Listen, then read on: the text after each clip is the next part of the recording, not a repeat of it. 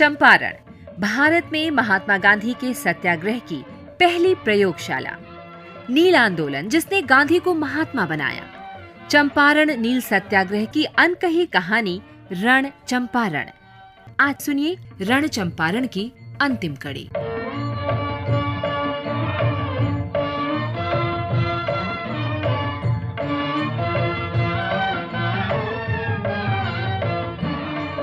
चंपारण में ऐसे लोगों की संख्या कम नहीं है जिनके मन में महात्मा गांधी को लेकर एक मलाल रह गया। 100 साल बाद आज तक है। उन्हें महात्मा का आना, सत्याग्रह करना और चंपारण के चेहरे से नील का कलंक हमेशा के लिए धो देना काफी नहीं लगता। कहते हैं महात्मा कुछ समय और रुक जाते तो क्षेत्र की शक्ल स्थायी रूप से बदल जाती। तब न सिर्फ सत्याग्रह बल्कि शिक्षा, स्वास्थ्य और सफाई में दुनिया में उसकी मिसाल दी जाती। सामाजिक संस्कार और सरोकार में वो शिखर पर होता जैसा हजारों साल पहले था। उसकी स्वच्छता सदा नीरा नारायणी को लुभा लेती, विद्वता ऋषि मुनियों की तरह चेहरे से टपकती और स्वास्थ्य अरण्य रोदन न होता। महात्मा उन्हें मझधार में छोड़कर चले गए। चंपारण छोड़ने का मलाल महात्मा को भी था। अपनी आत्मकथा सत्य के प्रयोग में उन्होंने कहा, इच्छा थी कि चंपारण में शुरू किया हुआ रचनात्मक काम जारी रखकर कुछ साल लोगों के बीच रहूं और ज्यादा पाठशालाएं खोलूं और अधिक गांवों तक पहुंचूं।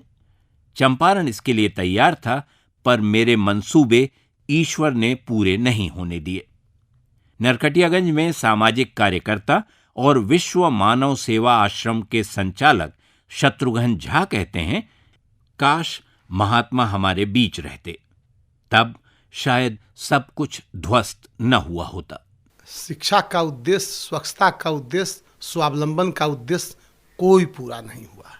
सब सारे के सारे ध्वस्त हो गए। उनके एक भी बुनियादी विद्यालय अभी चल नहीं रहे हैं। न तो उनका कोई खादी उसमें है, न कोई चरखा। जो भी था सब समाप्त हो गया। तो क्या इसे रचनात्मक कार्य की विफलता माना जाए कि चंपारण का दुख दूर तो हुआ लेकिन पूरी तरह नहीं मिटा?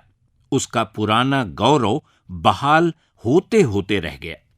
मोतिहारी में इतिहास के विद्यार्थी और पत्रकार सतीश कुमार मिश्र का कहना है कि विफल गांधी नहीं, लोग हुए हैं। वो नाकामयाब रहे ऐसी कोई बात नहीं है। अब बाद के लोग उसको राजनीतिक रूप से लेकर और उसके इम्प्लीमेंटेशन में, उसके कार्यान्वयन में अगर कोई कोताही बरतते हैं तो हम समझते हैं कि ये बाद के लोगों की जिम्मेदारी है, गांधी जी की जिम्मेदारी नहीं थी। सभी लोग इसे केवल अकर्मण्यता का नतीजा नहीं मानते और न ही हाथ पर हाथ धरे बैठे हैं।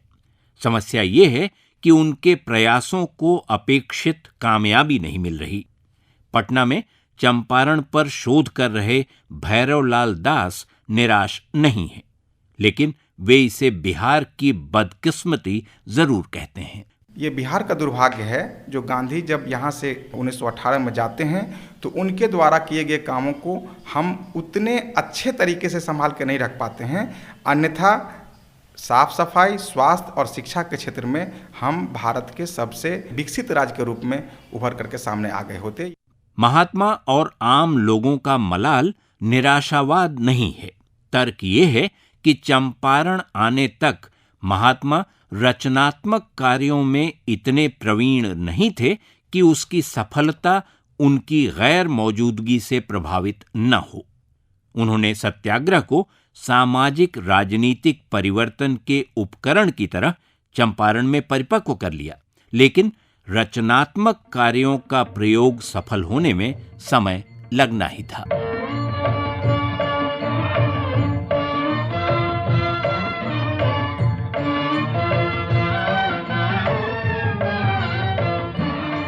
तिनकठिया और नील से जुड़ी समस्याओं के हल के बाद महात्मा करीब 1 महीना चंपारण से बाहर देश के दूसरे भागों में रहे, राजनीतिक गतिविधियों के सिलसिले में। इलाहाबाद में कांग्रेस कमेटी की बैठक में हिस्सा लिया।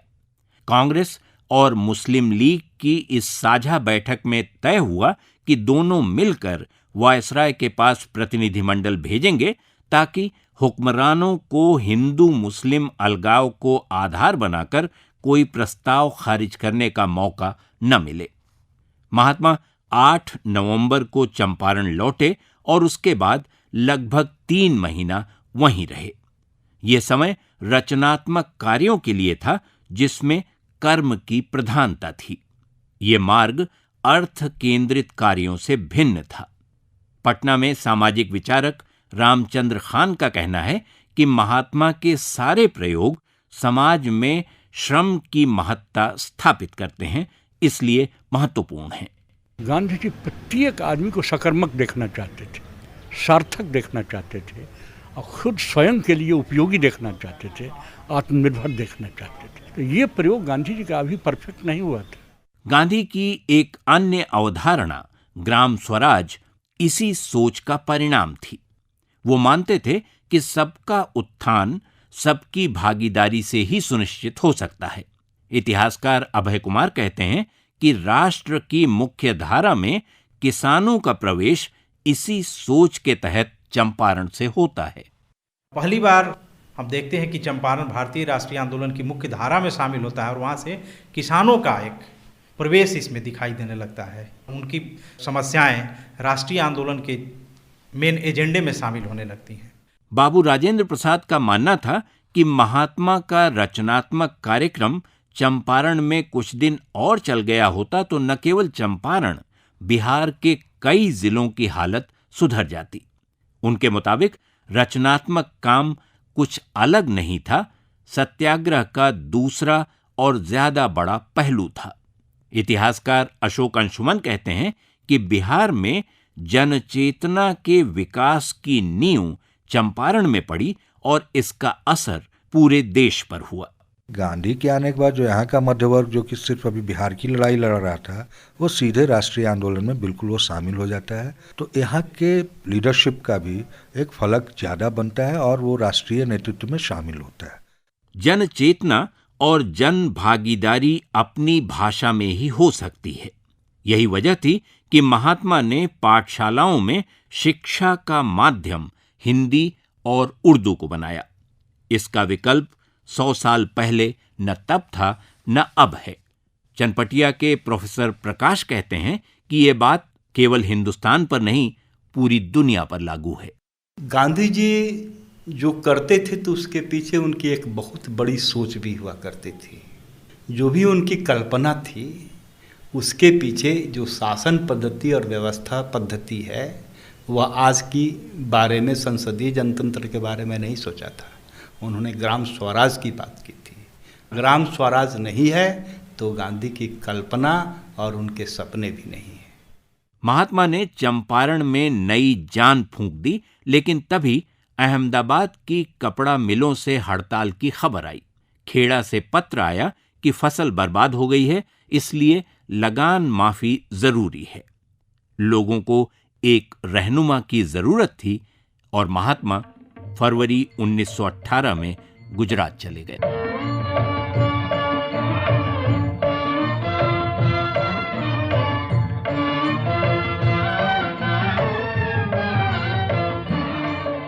अभी आप सुन रहे थे आकाशवाणी की विशेष प्रस्तुति रण चंपारण की अंतिम कड़ी। परिकल्पना, शोध, आलेख और स्वर मधुकर उपाध्याय। प्रस्तुति विनोद कुमार। अगली कड़ी कल इसी समय इसी चैनल पर।